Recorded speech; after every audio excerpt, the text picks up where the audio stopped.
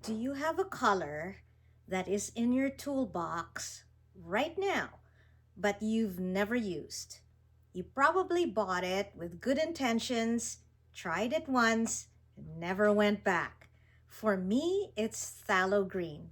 And phthalo green comes in two shades, yellow shade and blue shade. And both of them I can just do without.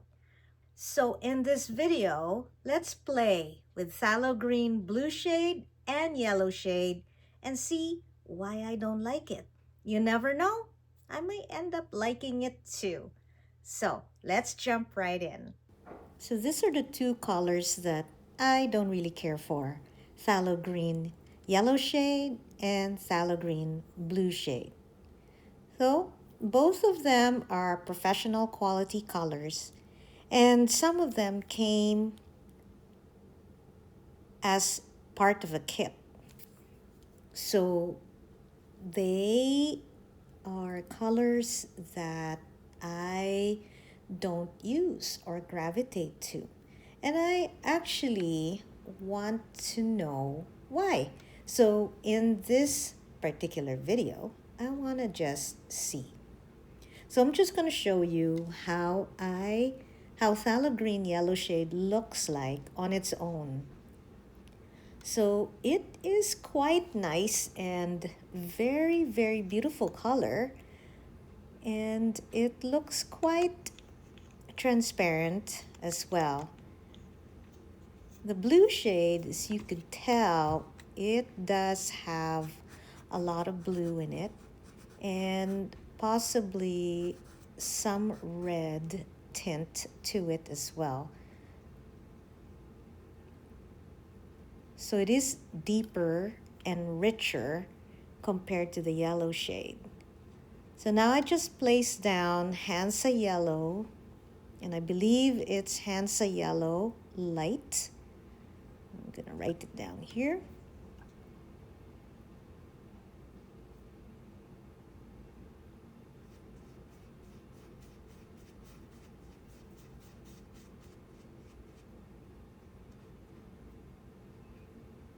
The combination of phthalo green yellow shade plus the Hansa Yellow Light makes it really vibrant. It actually is, it sings.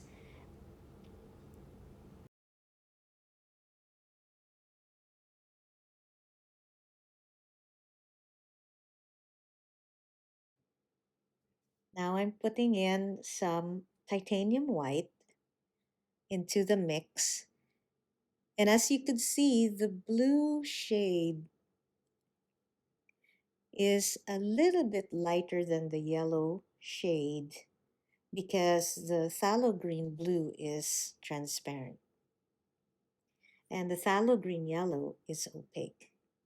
So white, a little bit of the phthalo green yellow shade.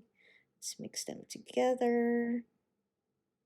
And it really made it a little bit more pastel-like. So let's try it with the phthalo green blue shade. And it became more cobalt, I found. Very cobalt teal, actually. So very beautiful color. It could be an accent color that I could use for some of my abstract landscapes. And probably I could use it also for my contemporary expressionistic landscapes. So here I mix phthalo green blue shade, Hansa yellow, and white. And boy, it's very, very lime green.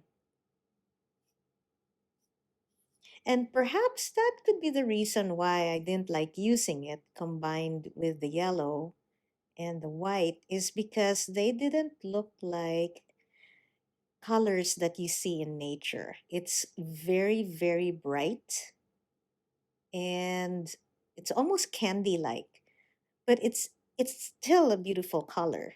So I like it.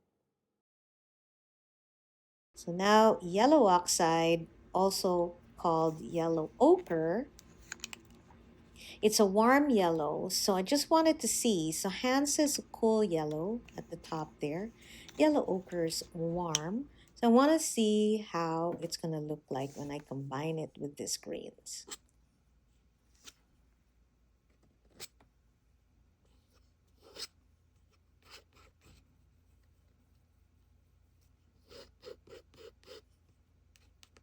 It's nice deep green, I find. And quite, I can certainly use this in my landscapes. It's very warm. I like that green. So now I know I can combine it with yellow ochre to get a warmer green. This one seems deeper in color because probably of the blue shade. And it is still warm, but more in the cooler tone. So this could actually be used in my landscape paintings as shadow for some plants or some trees. I decided to just get a little bit of the paint and make some trees. And I'm not using medium here, so my brush is slightly damp and I'm cleaning between the video here. I'm cleaning my brush before I go into the other color. So as you could tell, it is quite cooler in temperature, the phthalo green blue shade. And the yellow shade, phthalo green yellow shade, is warmer. Now I'm going to pick up some Alizarin Crimson hue. I bought that in 2011 and it's still very, very good and still usable. And these are acrylic paints. So as long as you keep it in an airtight lid, the paint lasts a long time. It's 2026 now and I bought it in 2011.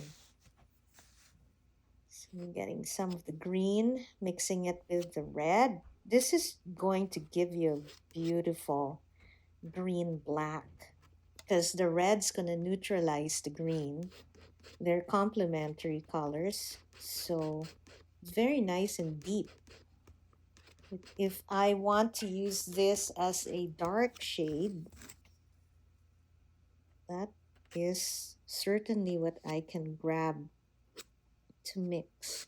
And again, the blue shade with the alizarin crimson makes it really deep. So this is nice when I'm doing probably shadow on a lake. You know, you want some green, but you want it more in the deeper tones. So this is really, really good to test. It's green, but it's in the deeper tones and really good for shadow. So you could see the blue shade is bluer, right? It's cooler in terms of temperature.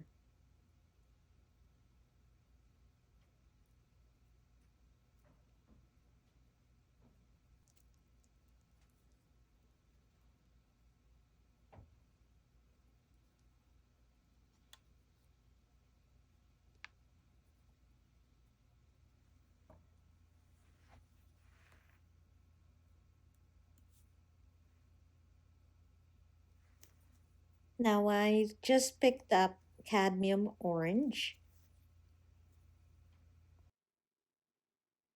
and let's try to combine that with the phthalo greens and see what we come up with.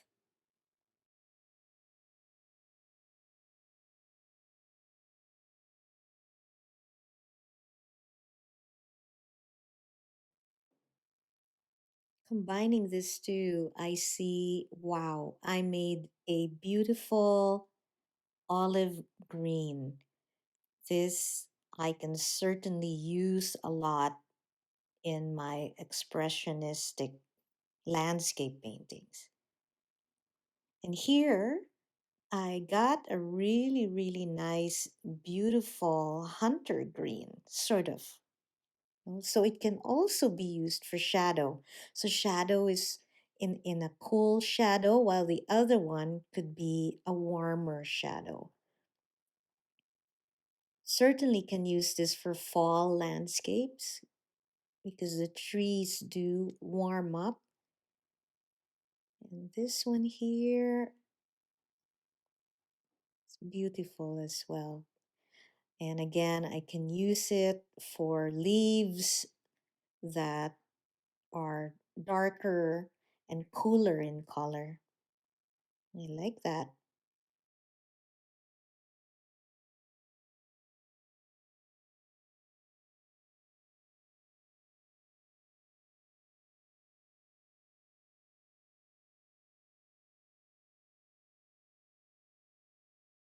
This was such a great exercise, and I'm so excited that you went along with me through my journey. Mixing phthalo green with other colors here proved that they can be used in my landscape paintings. By itself, they're very Christmassy, and probably that's the reason why I didn't like it in the first place. But after I combined it with other colors, they just look more natural in my landscape paintings. So I'd invite you to experiment with colors that you have not looked at or picked up in a long time. And let me know in the comments which colors prove to be a surprise. See you in the next video. Sweet out. Bye for now.